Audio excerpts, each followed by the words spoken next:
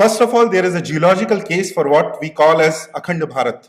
Of course, the range of Himalayas, when they start from Afghanistan and they end somewhere in Mizoram, and the Chittagong hill tracts, when they come and round up like this, that is natural area of Bharatvarsha. Now we got divided. We got divided in the name of religion because an idea which was alien to the idea of Sanatan Dharma came and got itself established in some parts of Bharatvarsha.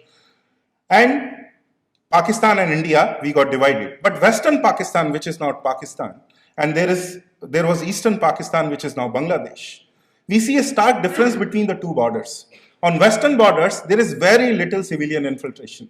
Of course, the terrorists come through sometimes, but there is very little infiltration because that area, even though, and once again the culture-nature boundary comes, when there is no natural boundary, there is a religious boundary. Because it's very clear, Rajasthan has one of the longest borders with any other country that we have, and yet there is very little infiltration from there. Compare that border to eastern border, where the religious integrity of Bharatvarsh is integrated a lot and is being integrated, violated as we speak. For example, West Bengal, for example, all the bordering states of the southern rim of the Himalayas. The geological case is that Arunachal Pradesh it is a part of Himalayas.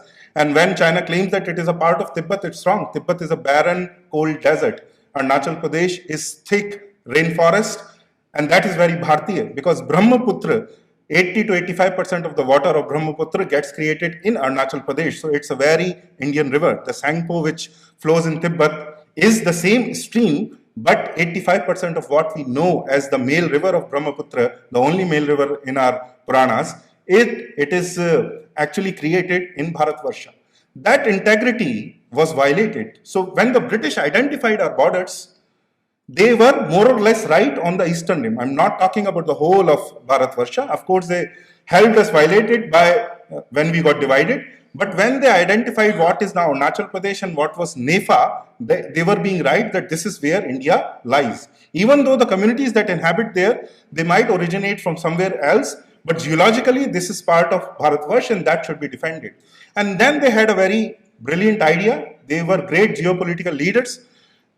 In mainland India, they did not directly push conversions. First of all, there was a great pushback, and then their strategy was different. But in the hill regions, all over the hill regions, they directly pushed for conversions to Christianity. When they first planted tea gardens in Assam, and they said that the Nagas and the other tribes, they come down and they attack us, there was a very direct push for conversions.